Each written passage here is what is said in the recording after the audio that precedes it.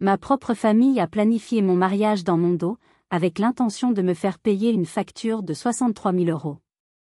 Quand j'ai refusé, ils ont ruiné ma robe de mariée et m'ont humilié publiquement, seulement pour découvrir que j'avais un plan bien à moi, un plan qui allait leur coûter bien plus que de l'argent.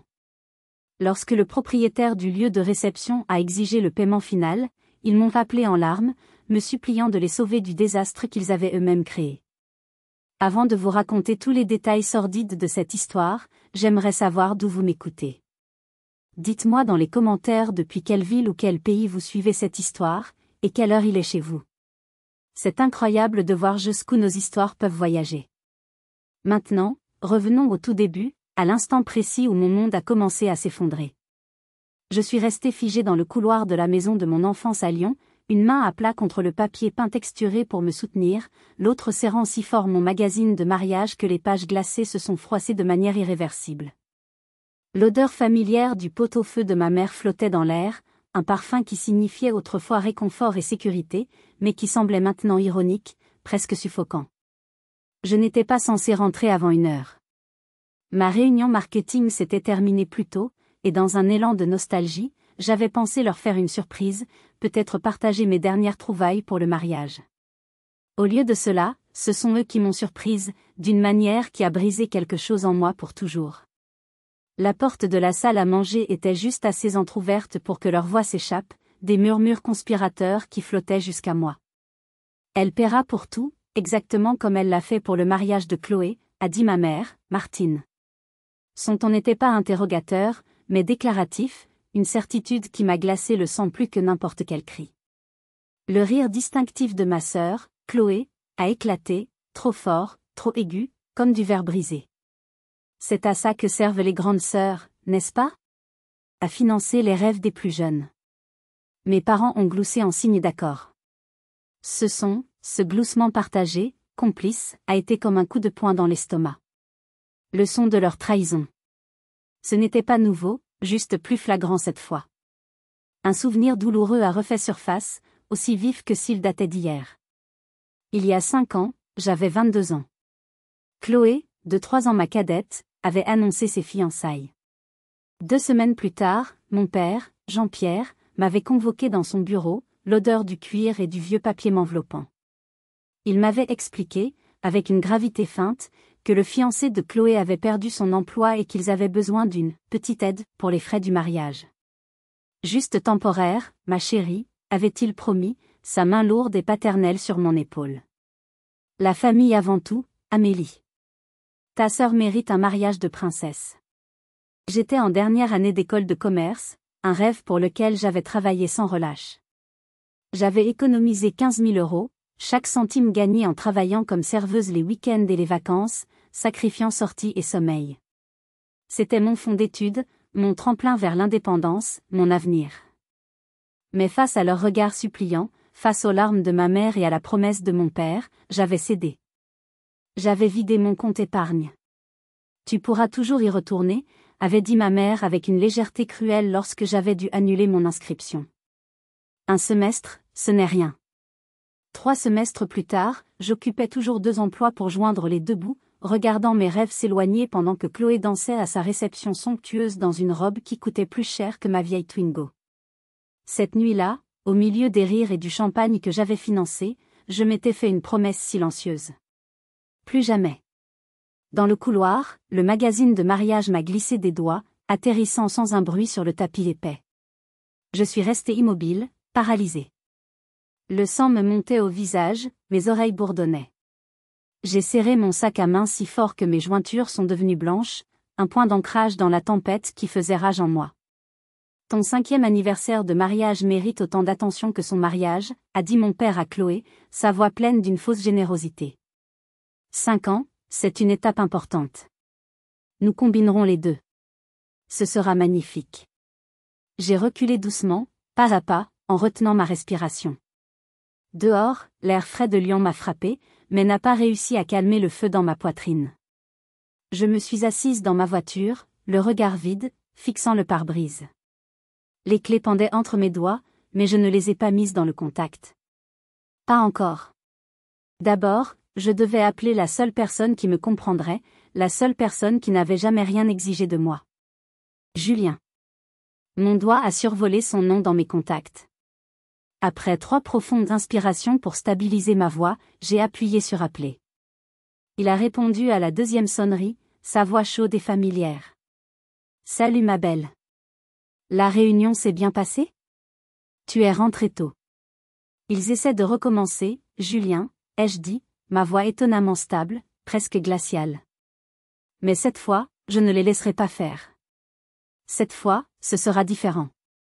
Je savais que ce n'était pas une simple conversation. C'était une déclaration de guerre. Une guerre que je n'avais pas choisie, mais que j'étais, pour la première fois de ma vie, absolument déterminée à gagner. J'ai raccroché, les mains toujours tremblantes, mais une lueur nouvelle brillait en moi, la flamme de la rébellion. 2 semaines plus tard, l'invitation est tombée, aussi prévisible qu'une horloge suisse. Un dîner de famille. Juste une réunion de famille décontractée, ma chérie, pour discuter des préparatifs, avait dit ma mère au téléphone. Sa voix était mielleuse, mais je pouvais déceler la fausse note, cette qualité forcée, cette intonation trop parfaite qu'elle prend toujours lorsqu'elle prépare un coup. Je savais que ce dîner était une embuscade. En arrivant chez mes parents, l'atmosphère était tendue sous un vernis de normalité. La table était dressée avec la belle porcelaine de Limoges, celle réservée aux grandes occasions, ce qui n'est jamais bon signe. Chaque assiette, chaque couvert semblait faire partie d'une mise en scène soigneusement orchestrée. Chloé et son mari, Thomas, sont arrivés avec leur retard habituel, un retard calculé pour faire une entrée remarquée. Une fois tout le monde assis, avant même que le potage ne soit servi, ma mère a tapoté son verre avec une cuillère, réclamant l'attention. Un grand sourire, qui n'atteignait pas ses yeux, était plaqué sur son visage. Nous avons eu une idée absolument brillante. Une idée qui, je pense, incarne parfaitement l'esprit de notre famille. J'ai senti la main de Julien trouver la mienne sous la nappe damassée. Son contact était chaud, rassurant. Ma mère s'est lancée dans un discours empoulé sur le symbolisme magnifique, les célébrations partagées, et la force des liens familiaux. C'était un chef-d'œuvre de manipulation rhétorique. Nous avons pensé, a-t-elle poursuivi, rayonnante comme une actrice sur scène, que nous pourrions combiner le mariage d'Amélie avec le 5e anniversaire de mariage de Chloé et Thomas. Une grande fête pour célébrer l'amour sous toutes ses formes. Imaginez, une double célébration, 2 fois plus de joie. Chloé, au timing parfait, a sorti un dossier de son sac à main de créateur. Il était impeccablement organisé, avec des intercalaires de couleurs et des notes autocollantes. Elle l'a posé sur la table avec un bruit sec. J'ai déjà fait quelques recherches, a-t-elle annoncé fièrement, comme si elle me faisait la plus grande des faveurs. Gâteau séparé, bien sûr. Le tien sera plus petit, évidemment, puisque c'est ton premier mariage. Une danse spéciale pour nous, pour commémorer nos 5 ans. Et je pense que les couleurs devraient correspondre à mon mariage d'origine, le rose poudré et l'or. Pour la continuité esthétique. Les doigts de Julien se sont resserrés autour des miens. Tous les regards se sont tournés vers moi, avides, expectants. Ils attendaient mon accord immédiat, mon « oui » automatique, ce réflexe pavlovien qu'ils avaient cultivé en moi depuis l'enfance. Le silence s'est installé, lourd, presque palpable. Je pouvais sentir le poids de leurs attentes sur mes épaules. Laissez-moi y réfléchir, ai-je dit, ma voix calme contrastant avec le chaos dans ma tête. Le silence qui a suivi était assourdissant. Le sourire de ma mère s'est figé. Mon père a cligné des yeux rapidement, décontenancé. La bouche de Chloé s'est légèrement ouverte, puis refermée, comme un poisson hors de l'eau. Réfléchir? Mon père a été le premier à se reprendre, tentant de masquer sa contrariété par une fausse jovialité. Il m'a tapoté l'épaule. Toujours aussi pragmatique, notre Amélie. C'est pour ça qu'on sait que tu géreras les finances à la perfection. Tu prends toujours les décisions les plus raisonnables. C'était un piège, une façon de me flatter pour me faire accepter. Les yeux de Chloé se sont instantanément remplis de larmes de crocodile. Je pensais que tu serais excitée, pour moi. Pour nous. C'est aussi ma journée, tu sais. Ma mère m'a lancé ce regard, celui qui ordonne, supplie et menace tout à la fois, maintient la paix à tout prix, avant de passer le plat de pommes de terre. Amélie finira par accepter. Elle le fait toujours. Elle a un grand cœur. J'ai souri et hoché la tête. La fille parfaite. La marionnette docile. Je suis sûre que ce sera magnifique, ai-je dit, les mots ayant un goût de cendre dans ma bouche. Plus tard dans la soirée, j'ai annoncé que je resterais dormir pour récupérer quelques vieilles affaires de ma chambre d'adolescente. C'était un prétexte. Une fois tout le monde absorbé par un film à la télévision, je me suis mise à la recherche de preuves. Je savais qu'il n'aurait pas été assez stupide pour laisser des documents traîner. Il me fallait une autre approche. Alors que ma mère était dans le salon, j'ai pris son sac à main posé sur la console de l'entrée, prétextant y chercher un Doliprane. J'ai fait semblant de fouiller, puis j'ai, accidentellement, renversé le contenu sur le tapis. Oh, zut! Je suis si maladroite, me suis-je exclamé. Pendant que je l'aidais à tout ramasser, mes yeux ont scanné chaque bout de papier. Et là, caché dans une pochette intérieure, je l'ai vu. Un devis imprimé du château de Bellerive, un lieu de mariage hors de prix. Et en bas de la page, une note manuscrite de ma mère, écrite à la hâte, à compte à demander dès que possible. Mon cœur a manqué un battement. Ce n'était plus une simple idée. C'était un plan concret, déjà en marche. Et ils avaient l'intention de me faire payer l'acompte sans même attendre ma réponse. Cette feuille de papier n'était que la partie émergée de l'iceberg. Je devais accéder à la tablette de ma mère, où je savais qu'elle gardait tous ses secrets. Mais comment faire sans éveiller les soupçons? Le lendemain, je suis retournée chez mes parents, armée d'un nouveau prétexte, un cheval de 3 numériques. Maman, j'ai vu que tu avais du mal avec la nouvelle application de la banque pour les virements. Laisse-moi te montrer, c'est très simple. Je peux te configurer des bénéficiaires, ce sera plus facile pour toi. C'était là pas parfait. Ma mère, toujours un peu perdue avec la technologie, m'a tendu sa tablette avec un soupir de soulagement. Oh, merci ma chérie, tu es un ange. Je ne comprends rien à toutes ces nouvelles choses. Je vais nous préparer un café, tu veux un gâteau? Dès qu'elle a eu le dos tourné, c'est pas s'éloignant vers la cuisine, mes doigts ont volé sur l'écran. J'ai ignoré l'application de la banque et j'ai ouvert sa messagerie électronique. Mon cœur battait la chamade dans ma poitrine, un tambour assourdissant dans le silence de la maison. J'avais l'impression d'être une cambrioleuse dans ma propre famille. Et là, je les ai vus. Des dizaines de messages. Une chaîne de mails entre ma mère et Chloé avec pour objet, paiement fournisseur, Amélie. J'ai cliqué, le souffle court. L'historique des messages s'étalait sur des mois, bien avant même que Julien ne me demande en mariage. Ils avaient anticipé, planifié. Ne t'inquiète pas pour les acomptes, avait écrit ma mère 2 semaines plus tôt.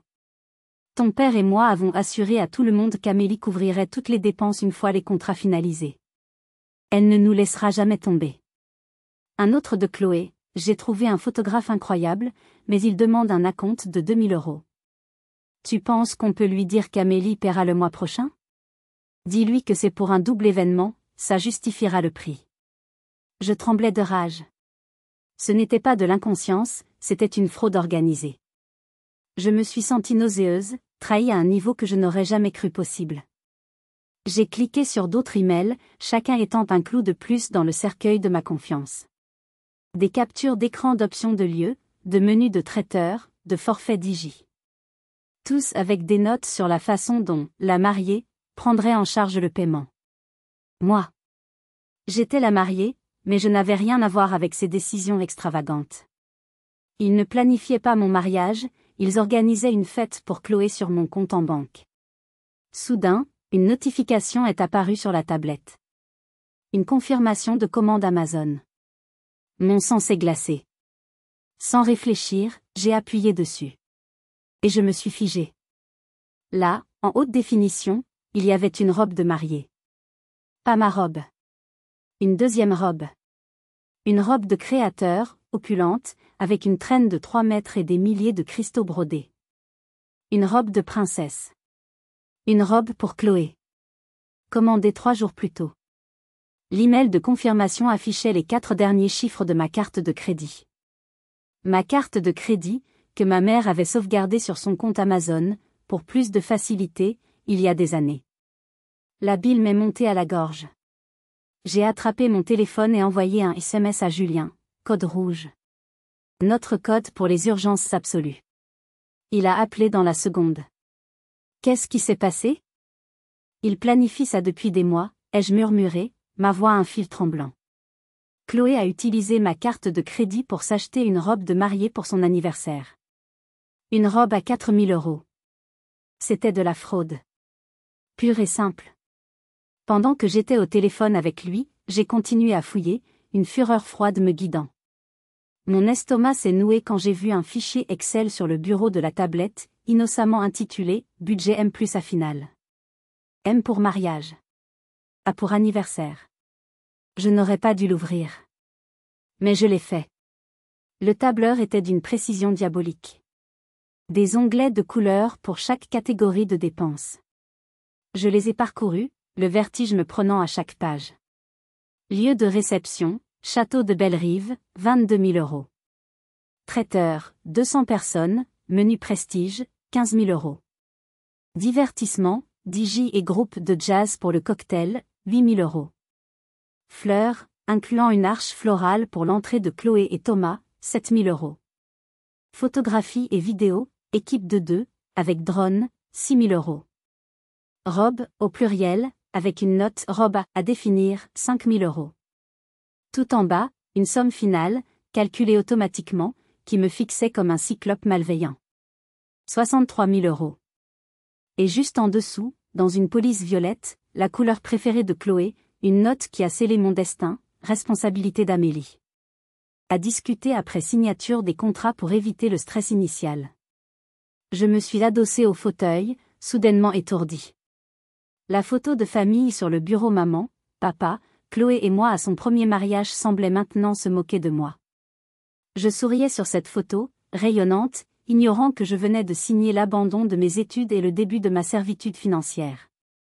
Il ne voulait pas seulement mon argent. Il voulait effacer mon mariage, le subsumer dans la célébration de ma sœur. Il voulait que je sois une simple spectatrice payante de mon propre événement. J'ai pris des captures d'écran de tout. Chaque email, chaque ligne du budget, la confirmation de commande de la robe. J'ai tout envoyé sur mon propre téléphone, créant un dossier crypté. Le jeu avait changé. Ce n'était plus une question de famille. C'était une question de justice. La découverte de leur plan a été un choc, mais ce qui a suivi a prouvé qu'il n'y avait aucune limite à leur cruauté et à leur détermination. Une fois qu'ils ont senti ma réticence, même subtile, la pression a commencé, insidieuse d'abord, puis de plus en plus vicieuse. Chloé a été la première à frapper, et elle a visé là où ça faisait le plus mal, ma carrière, ma fierté, mon indépendance. Je dirigeais un projet de lancement crucial pour un nouveau client chez mon employeur, une agence de marketing réputée à Lyon. C'était une opportunité énorme pour moi. Un après-midi, mon patron, un homme habituellement détendu, m'a convoqué dans son bureau. Il avait l'air préoccupé, presque méfiant. « Amélie, j'ai reçu un appel de votre sœur, Chloé », a-t-il commencé, en joignant ses mains sur son bureau. Un appel très inhabituel. Elle s'inquiétait beaucoup pour vous. Elle a mentionné que vous étiez très stressé par l'organisation de votre mariage, qu'elle craignait que vous ne soyez dépassé par les événements, au point de négliger vos responsabilités professionnelles. J'ai senti le sol se dérober sous mes pieds. C'était un coup bas, une tentative calculée de saboter ma réputation, de me faire passer pour peu fiable, pour incompétente. J'ai dû passer 20 minutes à rassurer mon patron, à lui présenter mon plan de travail détaillé, à lui jurer que ma vie personnelle n'interférerait jamais avec mon dévouement à l'entreprise. J'ai réussi à le convaincre, mais le doute avait été semé. J'ai dû travailler 2 fois plus dur les semaines suivantes, restant tard tous les soirs, juste pour prouver que ma sœur était une menteuse. C'était la signature de Chloé, un poison administré avec un sourire inquiet. Ensuite, ce fut le tour de ma mère, avec une manipulation émotionnelle d'une perversité rare. Lors d'un déjeuner dominical, elle a sorti un petit écrin en velours usé par le temps. À l'intérieur se trouvait un magnifique collier de perles, simple et élégant. « C'était à ta grand-mère », a-t-elle dit, ses yeux se remplissant de larmes. « Elle t'adorait. Je voulais te le donner pour ton mariage. » Elle aurait été si heureuse de voir la famille célébrer deux événements si joyeux en même temps, l'amour qui se perpétue. Le message était clair comme de l'eau de roche. Le collier contre mon acquiescement. Un héritage contre ma soumission. J'ai hésité, le cœur lourd, prise au piège. Maman, c'est magnifique, mais je ne suis pas sûre que combiner les deux soit une bonne idée. Je n'ai pas eu le temps de finir. Voyant mon hésitation, son visage s'est durci. La tristesse a laissé place à une froide déception. Elle a refermé l'écrin avec un claquement sec et s'est tournée vers Chloé, qui était assise là, savourant la scène avec une jubilation à peine dissimulée. Alors, je suppose que je le donnerai à Chloé. Au moins, elle sait ce que signifie l'unité familiale et le respect des traditions. Elle a ouvert l'écrin et a attaché le collier au cou de ma sœur, juste devant moi. C'était une gifle symbolique, une déclaration publique de qui était la fille préférée, la fille méritante.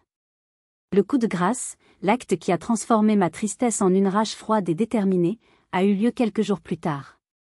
J'étais chez une créatrice de robes de mariée avec ma meilleure amie, Sophie. J'avais trouvé la robe parfaite, une ligne à simple en crêpe de soie, avec un dos nu délicat. Elle était élégante, intemporelle. Totalement moi. J'étais en train de m'admirer dans le grand miroir, me sentant pour la première fois vraiment comme une mariée, quand le carillon de la porte a retenti. Ma mère et Chloé sont entrées, un sourire prédateur aux lèvres. Surprise. On s'est dit qu'on allait se joindre à vous pour donner notre avis. Chloé a tourné autour de moi comme un vautour inspectant sa proie. C'est un peu simple, non? Rien à voir avec ma Vera Wang. Mais je suppose que ça te va bien. Ça manque de panache. Elle a attrapé une coupe de champagne posée sur une table voisine, offerte par la boutique. Alors que la propriétaire de la boutique me proposait des voiles, le bras de Chloé a eu un mouvement brusque, soi-disant maladroit. Une vague de liquide rouge a traversé la pièce et s'est écrasée sur le devant de ma robe. Le verre a heurté le sol dans un bruit de fracas. Oh non, a-t-elle haleté, la main devant la bouche dans une parodie d'horreur. Je suis si maladroite. Quelle catastrophe. Heureusement que tu ne l'avais pas encore acheté. J'ai regardé la tache rouge s'étendre sur le tissu ivoire, comme une blessure ouverte et sanglante. La propriétaire s'est précipitée avec de l'eau gazeuse, mais nous savions toutes que la robe était ruinée, le crêpe de soie est une matière impitoyable. Ma mère m'a tapoté le bras, son contact me brûlant la peau. Ne t'inquiète pas, ma chérie. C'était un signe du destin. Maintenant, nous allons pouvoir trouver quelque chose qui complète la robe d'anniversaire de Chloé. Peut-être quelque chose de plus, festif. C'était la goutte d'eau qui a fait déborder le vase. À ce moment précis, que feriez-vous à ma place? Laisser tomber ou vous battre? Dites-le-moi dans les commentaires, j'ai vraiment besoin de savoir ce que vous en pensez. En regardant ma robe détruite, je n'ai pas pleuré. Je n'ai pas crié. À la place, un calme glacial s'est emparé de moi. Ils avaient dépassé toutes les limites. Ils avaient déclaré une guerre totale. Et ils allaient le payer très, très cher. Ce soir-là, je me suis effondrée. Pas devant eux, jamais. Mais dans la sécurité de mon appartement, dans les bras de Julien. Les larmes que j'avais retenues toute la journée ont finalement coulé, un torrent silencieux de rage, de chagrin et d'une profonde humiliation. J'ai pleuré pour la robe, bien sûr, mais surtout pour la perte de l'illusion que je pouvais encore sauver une partie de ma famille. Ils ont détruit ma robe, Julien. Exprès, ai-je sangloté contre son épaule. Ils ne s'arrêteront jamais. Les yeux de Julien, habituellement si doux, se sont assombris. Une colère froide et protectrice a durci ses traits. C'est terminé, a-t-il dit d'une voix basse mais ferme. Fini de jouer gentiment. Fini de leur trouver des excuses. Le lendemain, j'ai réuni mon conseil de guerre. Ce n'était pas une grande armée, mais c'était la mienne, loyale et féroce. Dans notre petit salon, baigné par la lumière de fin d'après-midi, il y avait Julien, mon roc, ma meilleure amie et témoin, Sophie, et la sœur aînée de Julien, Élise. J'ai tout déballé, chaque détail sordide, ma voix se renforçant à chaque mot. L'écoute clandestine, la fraude à la carte de crédit, le sabotage au travail, le chantage affectif avec le collier de ma grand-mère, et enfin, l'exécution publique de ma robe de mariée. Le silence qui a suivi mon récit était chargé d'une indignation partagée. C'était réconfortant de voir ma douleur se refléter dans leurs yeux. Sophie, qui travaille dans l'événementiel et a tout vu, a été la première à parler, ses poings serrés sur ses genoux. C'est de l'abus financier et psychologique, Amélie. Ce n'est pas de l'amour, ce n'est pas une famille. Ils te manipulent, ils te font du chantage. Ce n'est pas normal, et tu ne dois plus l'accepter. Élise, qui avait elle-même mené une bataille acharnée pour s'échapper de l'emprise de sa propre famille toxique des années auparavant, a hoché la tête. Son regard était perçant et lucide, elle voyait clair dans leur jeu, le problème n'est pas seulement Chloé, a-t-elle expliqué avec une précision chirurgicale. Ta mère est la facilitatrice. Elle est l'architecte de ce système. Remarque le schéma, Chloé exprime un désir extravagant, créant une crise. Ta mère propose alors la solution qui exige ton sacrifice, en l'enrobant de culpabilité et d'obligations familiales. Ton père, lui, renforce la décision, jouant la carte de l'autorité paternelle. Ils ont chacun leur rôle dans ce théâtre cruel, et tu as toujours été le personnage principal sacrifié. Ces mots ont résonné en moi avec une clarté effrayante. Elle avait mis des mots sur des décennies de malaise. J'avais passé ma vie à jouer le rôle qu'il m'avait assigné, la fille responsable, le portefeuille sur pattes, l'éponge émotionnelle qui absorbe tous les problèmes pour maintenir une paix factice. Mais que puis-je faire, ai-je demandé, ma voix encore fragile. Ils ont déjà annoncé cette fête combinée à tout le monde. Si j'annule, je serai le monstre, l'égoïste qui gâche tout. Alors on ne va pas annuler, a dit Julien, un sourire déterminé et un peu diabolique aux lèvres. On va leur donner une fête. Une fête qu'ils n'oublieront jamais. Et c'est là, autour de la table basse de notre salon, entre des tasses de thé et des biscuits, que le plan a commencé à prendre forme. C'était audacieux, c'était risqué, mais c'était la seule solution pour me libérer. C'était le plan de la dernière chance. Le plan était double, une stratégie en 2 temps. D'un côté, nous allions continuer à jouer leur jeu. J'allais prétendre céder, épuisé par leur harcèlement. J'accepterais la célébration combinée au somptueux château de Bellerive. Je participerais aux réunions, je hocherais la tête, je sourirais. Mais nous allions manœuvrer intelligemment, en utilisant leur propre ego contre eux, pour que ce soit mes parents, et non moi, qui signe le contrat final avec le lieu de réception. De l'autre côté, en secret, nous allions organiser notre vrai mariage. Sophie a immédiatement sorti son téléphone, ses doigts tapant frénétiquement. Laissez-moi faire. Je connais un endroit. Une petite chapelle du XIIe siècle près d'un lac dans le Beaujolais, intime, magnifique. Et pour la réception, les parents de Julien ont cette adorable maison de campagne dans la vallée de la Loire. Ce sera parfait. Authentique. L'idée a commencé à germer, une petite graine d'espoir dans le champ dévasté de mes émotions. Un vrai mariage. Un mariage qui nous ressemblerait, à Julien et moi. Loin du faste, du drame et de la manipulation. Un mariage entouré uniquement des 20 personnes qui nous aimaient vraiment, sans condition. Élise s'est chargée de la partie légale. C'est crucial. Si tes parents signent le contrat, ils sont légalement responsables de la facture. Point final.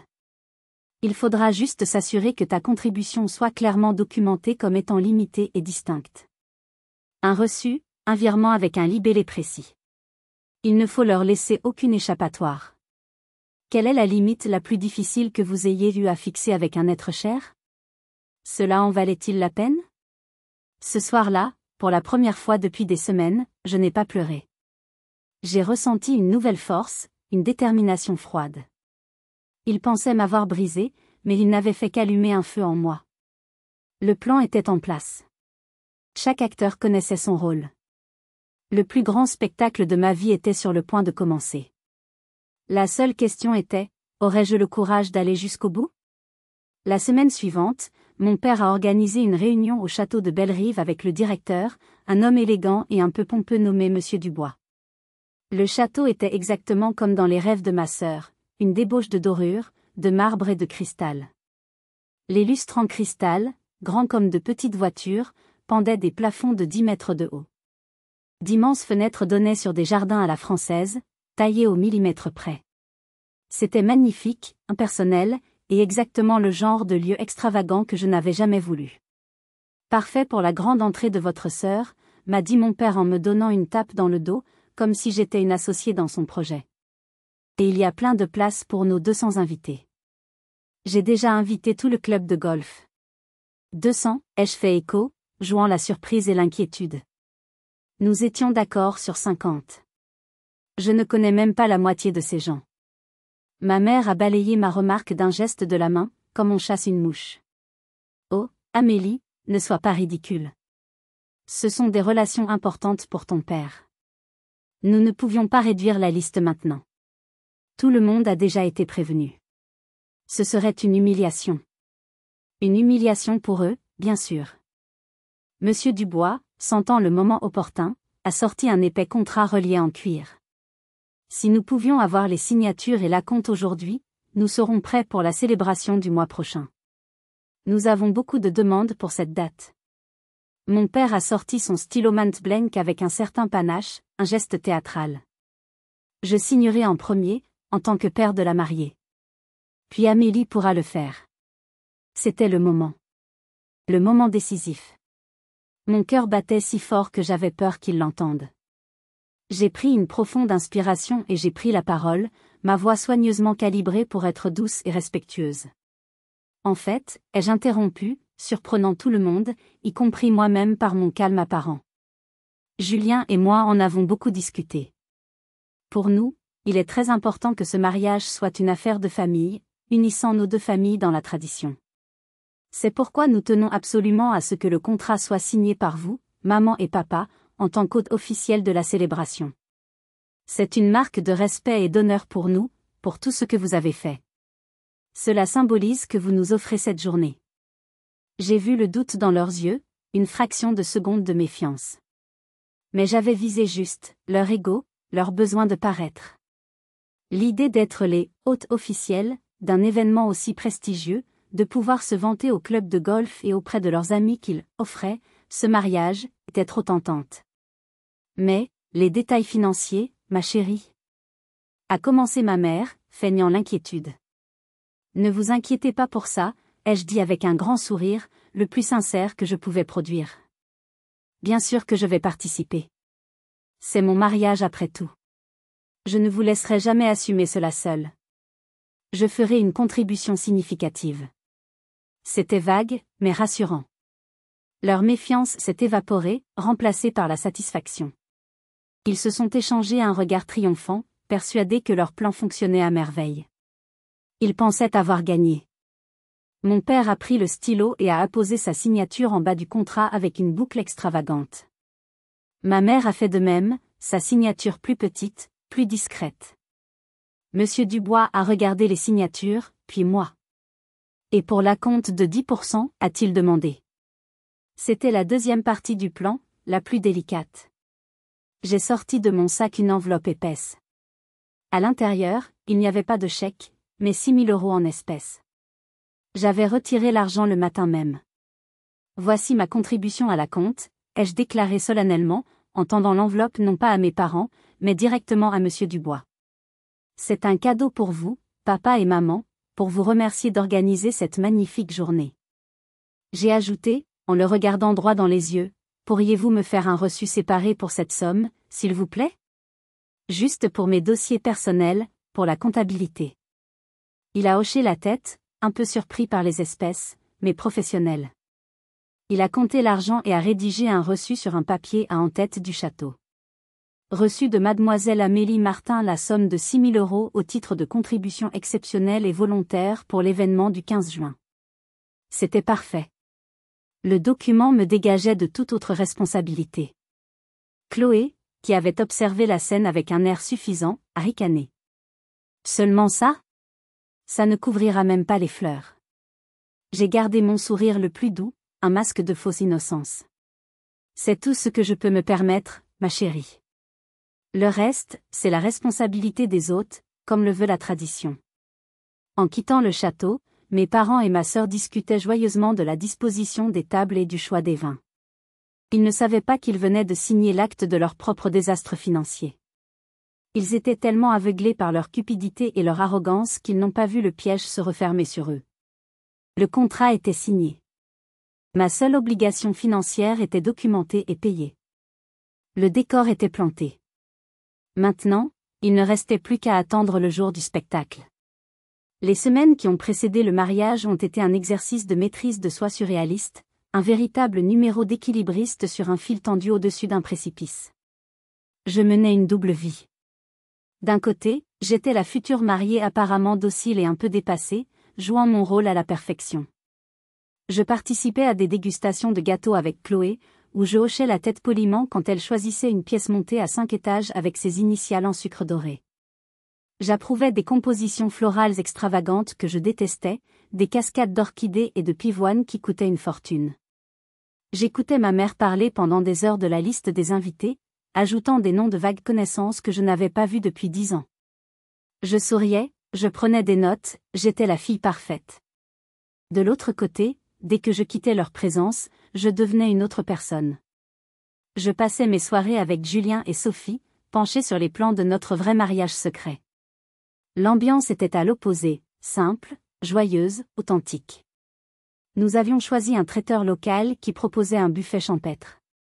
Nous avions décidé de faire nos propres playlists de musique. Les parents de Julien, des gens merveilleux et discrets, préparaient avec amour leur maison de la vallée de la Loire pour notre réception intime. Chaque détail de notre vraie journée était imprégné d'amour et de complicité, un contraste frappant avec la mascarade froide et calculatrice que ma famille organisait.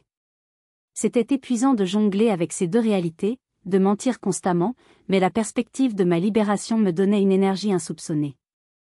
La veille du grand jour, la tension était à son comble.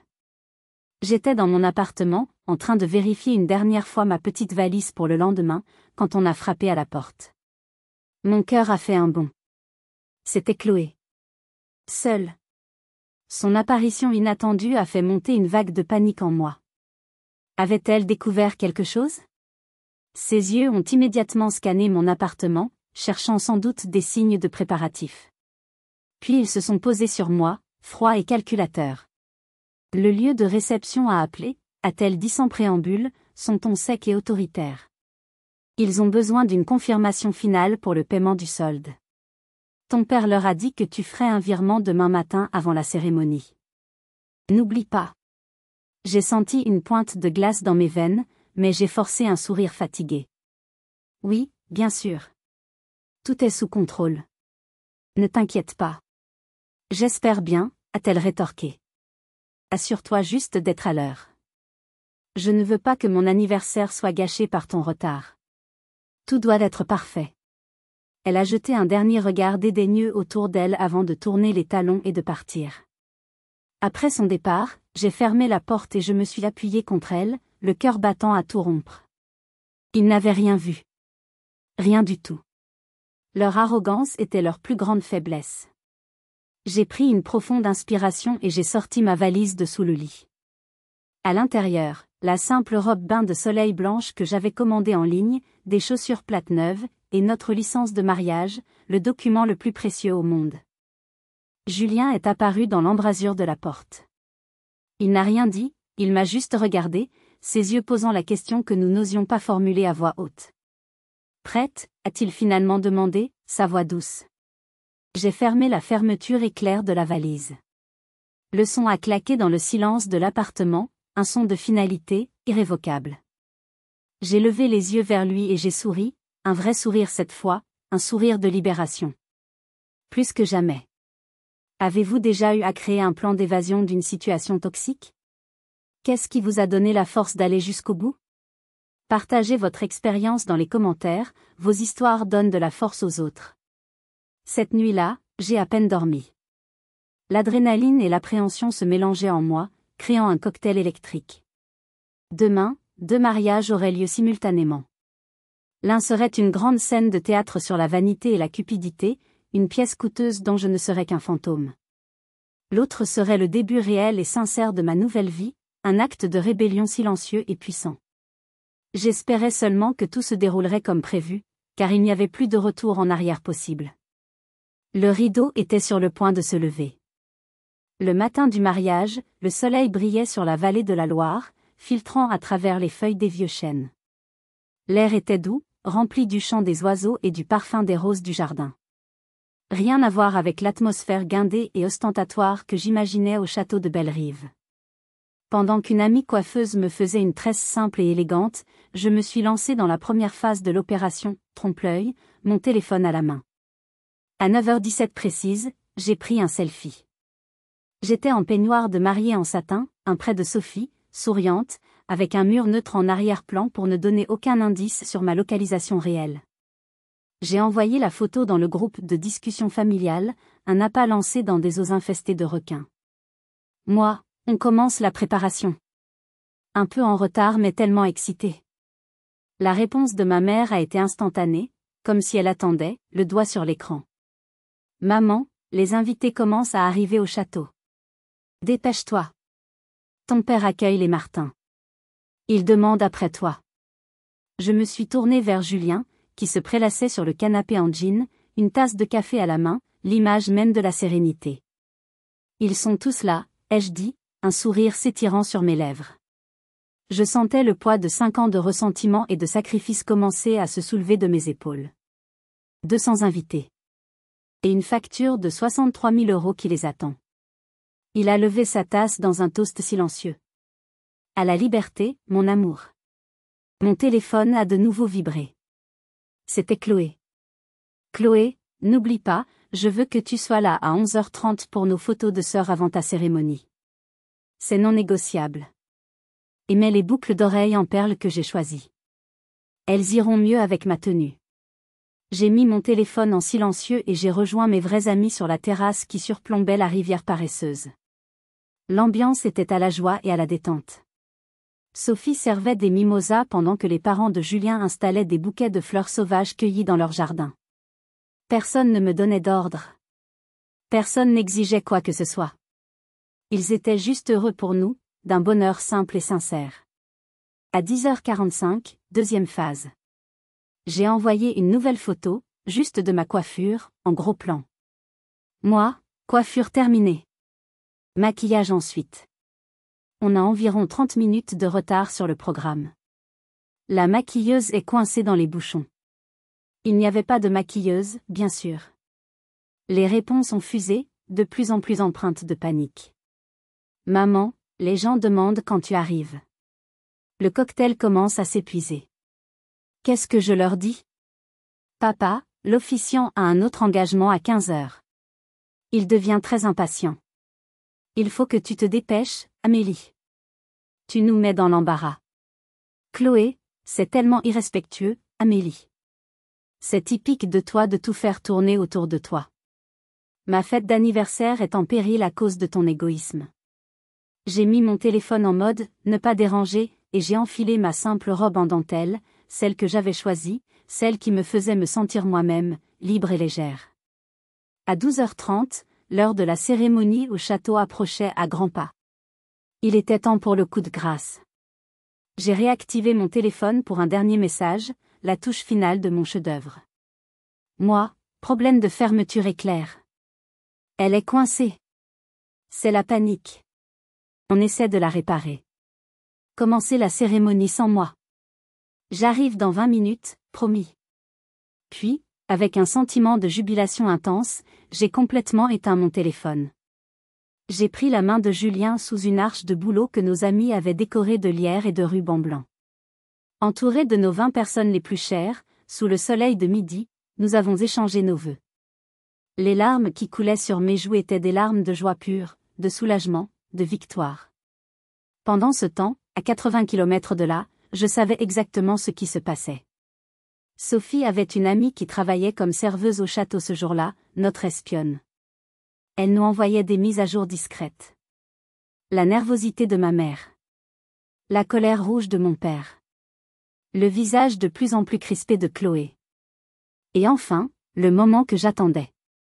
Monsieur Dubois, comme convenu, se dirigeant vers mes parents, le contrat signé à la main, accompagné de la facture finale.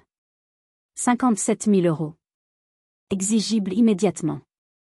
Plus tard, pendant notre dîner intime au bord de l'eau, alors que les lampions s'allumaient, Sophie a reçu un message vocal.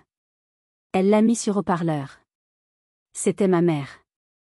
Sa voix, habituellement si assurée et condescendante, était brisée par la panique, presque méconnaissable.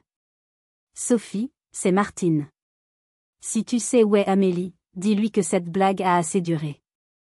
C'est cruel. Le lieu de réception exige le paiement ce soir. Son père? Sa voix s'est étranglée dans un sanglot. James a dû leur donner les informations de son compte de retraite pour les calmer. S'il te plaît, dis-lui de nous appeler immédiatement. Nous avons besoin d'elle. En arrière-plan, on pouvait entendre Chloé hurler sur son mari. Comment ça, qu'est-ce que j'ai fait? C'était aussi le plan de maman et papa. Ils m'ont poussé à le faire. Sophie a éteint le téléphone.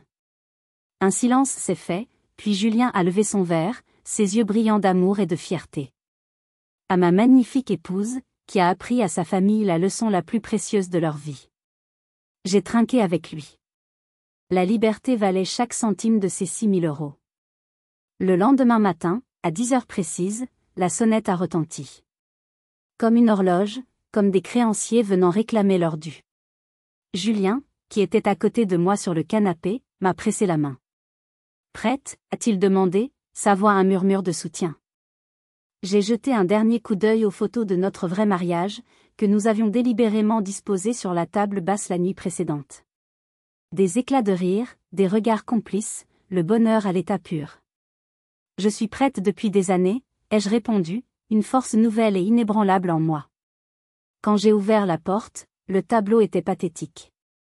Ma mère se tenait au premier plan, le visage bouffi, les yeux rouges et cernés, son maquillage impeccable habituel remplacé par des traces de mascara. Mon père se tenait derrière elle, le visage gris, la mâchoire si serrée que je pouvais presque entendre ses dents grincer. Et Chloé était là, à côté de lui, le visage déformé par un mélange de rage furieuse et d'incrédulité outrée. « Comment as-tu pu nous faire ça ?» a pleuré ma mère, les larmes coulant déjà sur ses joues. « À ta propre famille ?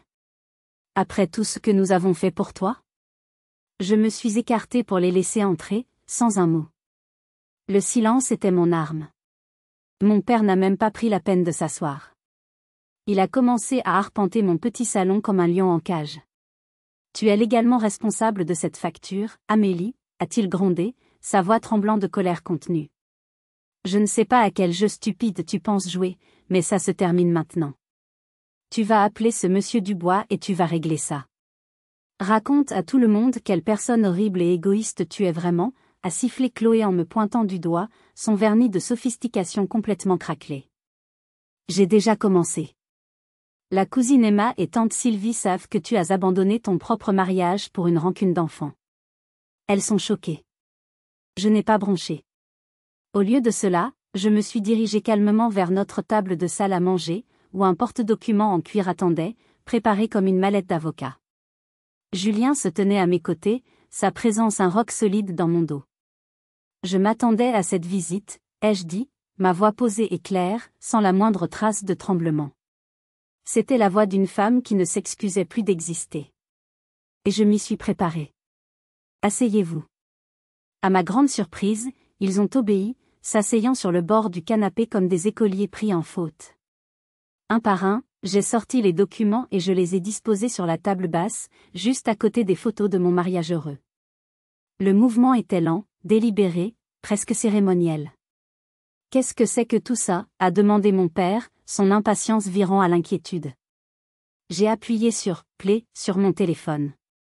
La voix claire et stridente de Chloé a rempli la pièce. Elle paiera pour tout, exactement comme elle l'a fait pour le mariage de Chloé. C'est à ça que servent les grandes sœurs, n'est-ce pas ? Suivi par le rire reconnaissable et complice de mes parents. Leurs visages ont pâli en parfaite synchronisation. Le silence dans la pièce était total. Enregistrer des conversations privées est illégal, a balbutié mon père. Parfaitement légal dans cet état avec le consentement d'une seule partie, a terminé Julien à sa place, sa voix calme et assurée. Et Amélie a consenti. J'ai fait glisser des relevés bancaires sur la table. Voici la preuve du paiement de 6 000 € que j'ai accepté de faire, le seul paiement auquel je me suis jamais engagée. J'ai montré le reçu officiel de Monsieur Dubois, encerclant la mention contribution exceptionnelle et volontaire. Ensuite, j'ai sorti les impressions des emails, une pile épaisse de papier. Et voici la correspondance où je clarifie spécifiquement ma participation financière limitée et la réponse du directeur du lieu confirmant que les titulaires du contrat vous deux êtes responsables du solde. J'ai sorti les captures d'écran des frais de carte de crédit non autorisés, avec les horodatages. Ma carte de crédit, Chloé, pour ta deuxième robe de mariée. Celle que tu as commandée après avoir, accidentellement, renversé du vin sur la mienne. C'est ce qu'on appelle une fraude. Tu as toujours été si dramatique avec l'argent, a-t-elle raillé, mais sa voix vacillait, perdant de son assurance. Mon père avait le visage cendré. Amélie, sois raisonnable. Nous sommes ta famille. Nous ne pouvons absolument pas couvrir 57 000 €. J'ai sorti le dernier document, la pièce maîtresse, une lettre de l'ami avocat d'Élise, décrivant en termes juridiques clairs et implacables leurs responsabilités contractuelles. Le contrat est à vos noms. Le lieu à vos signatures. Les 57 000 € restants sont votre problème, pas le mien. Ma mère s'est effondrée sur notre canapé, sanglotant bruyamment. Pourquoi ferais-tu ça à ta propre famille? Nous t'aimons. J'ai perdu 15 000 € et mes études pour le premier mariage de Chloé, ai-je dit, les mots ne se coinçant plus dans ma gorge, sortant avec une force nouvelle.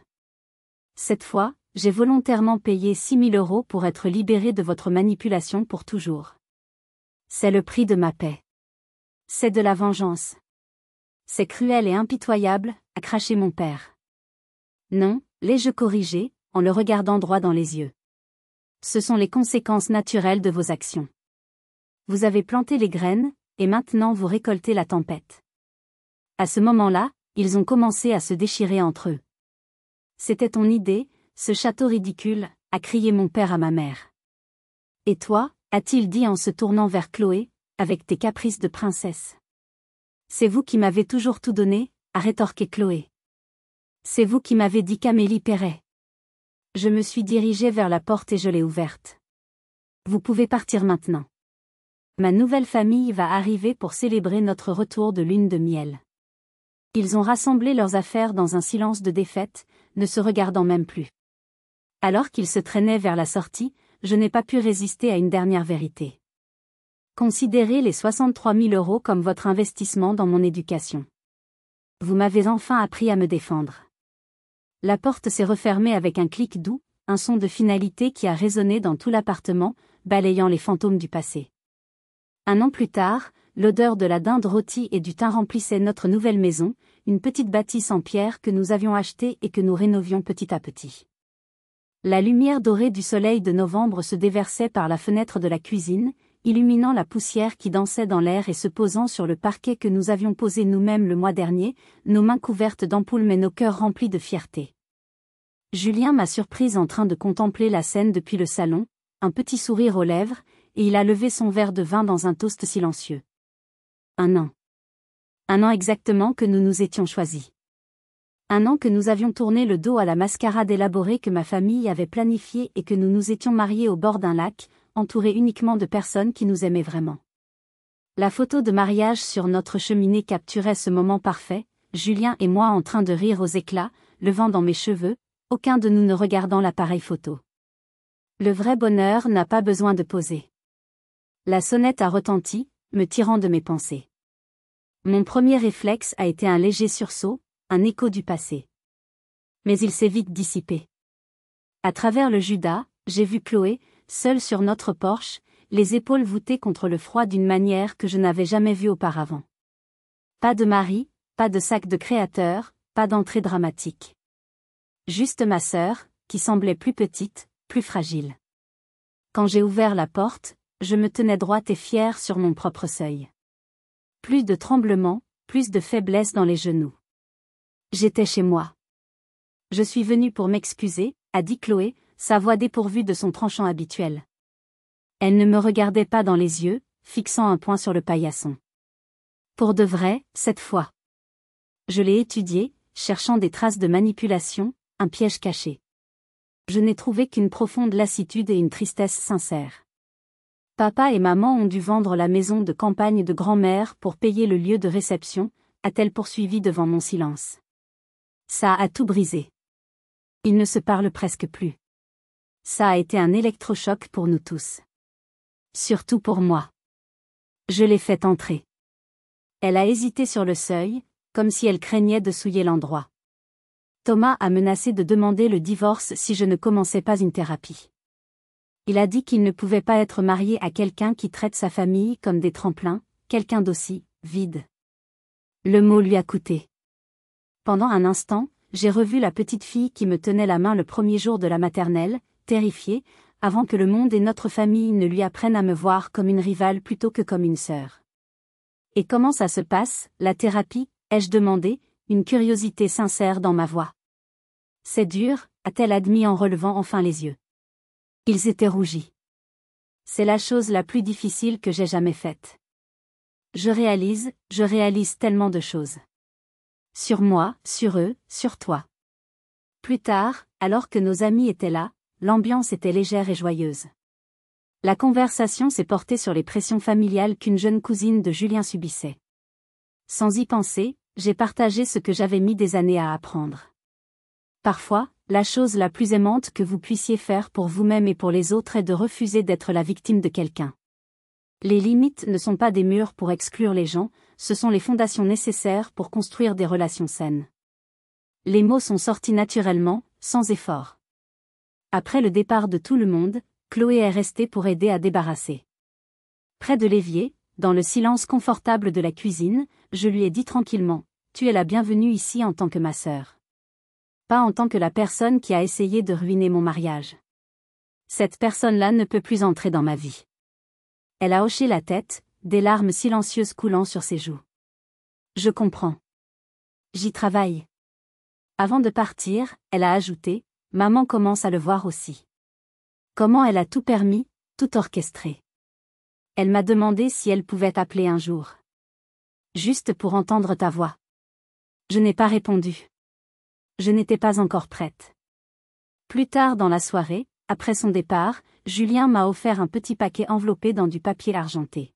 « Joyeux anniversaire, mon amour », a-t-il chuchoté. À l'intérieur se trouvait une boîte cadre en bois sombre. Le reçu de 6 000 € du château de Bellerive était monté sur un fond de velours bordeaux. En dessous, une petite plaque de laiton gravée, « Le meilleur investissement que nous ayons jamais fait. Pour notre liberté et notre avenir. » J'ai tracé le vers du bout du doigt, souriant à la simple vérité de ces mots. Certaines leçons sont chères, mais elles valent chaque centime. J'ai appris que fixer des limites n'est pas un acte d'agression, mais un acte de préservation de soi. Ce n'est pas égoïste, c'est vital. Et vous, avez-vous déjà dû payer un prix élevé pour votre liberté et votre tranquillité d'esprit? Racontez-moi votre histoire dans les commentaires, je lis chacune de vos réponses. Vos expériences comptent et peuvent aider d'autres personnes à se sentir moins seules. N'oubliez pas de liker cette vidéo si elle vous a touché, et de vous abonner pour ne pas manquer les prochaines histoires. Merci de m'avoir écouté.